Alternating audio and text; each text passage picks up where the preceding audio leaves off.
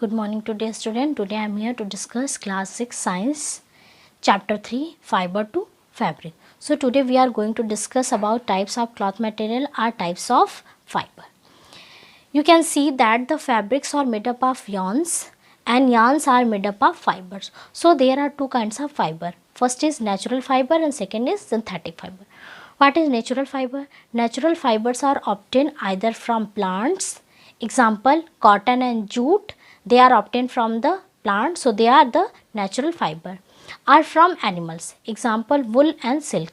Wool and silk are obtained from the plant animals, so they are the animals fiber. So natural fiber are plants fiber and animals fiber. Synthetic fibers are made from other materials, mainly petroleum. In addition, leather and fur are materials that are not fibers, from which class are made. Leather and fur are obtained from animals. First is cotton. Cotton is a natural fiber and obtained from plants. Cotton is a soft fiber that grows around the seeds of the cotton plant, and the fruit of the cotton plant is called cotton ball. Cotton is a warm season crop requiring moderate rainfall, and it needs a fertile clay soil with good moisture holding capacity. Black soil found in western India and southern India and alluvial soil of northern India are suitable for growing cotton. In India, cotton is sown between May and September in different parts of the country. The harvesting begins from the October. What is ginning? Ginning. Cotton balls burst after the maturing, and one can see the seeds covered with the cotton fibers. Fibers are then separated from the seed by combing, and this process is called ginning. Or you can say that when fibers are separated from the seed by combing, this process is called ginning. The process of ginning was earlier done by hand, but nowadays machines are used for the process of ginning. Spinning. What is spinning? The fibers are then spun into yarn, and by drying out and twisting the fiber together, this process of making yarn from fiber is known as spinning. So the process by which we can make yarn from the fibers is known as spinning. Spinning was traditionally done in India on a hand spindle, means takli, or an spinning wheel, charkha. Nowadays machines are used for the process of spinning. Weaving. What is weaving? A fabric is made up of two sets of yarns arranged together. This is done by the weaving.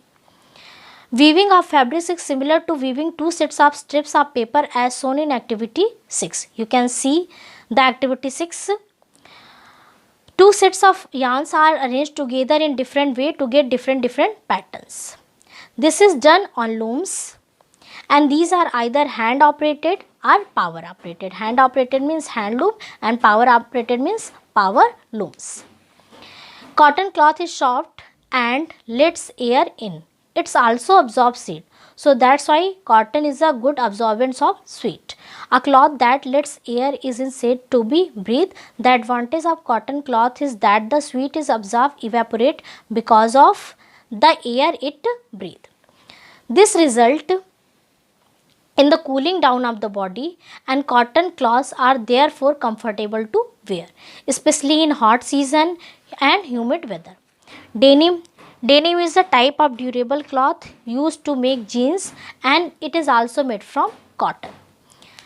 Next one is wool. Wool is the fiber derived from the hair of sheep and some other animals. Wool is also an example of natural fiber, and wool is obtained from the plants.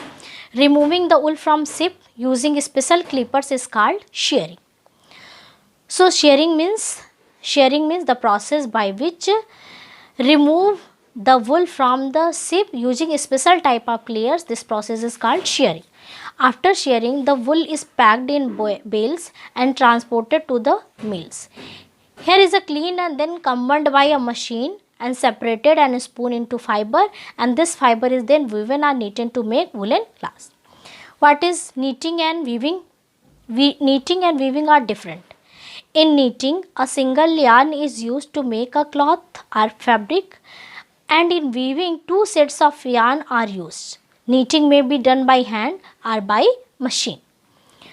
Wool is fluffy and hence retains air. Since air is a bad conductor of heat, wool has the property of retaining the heat. Cloths made from the wool are therefore worn in cold weather.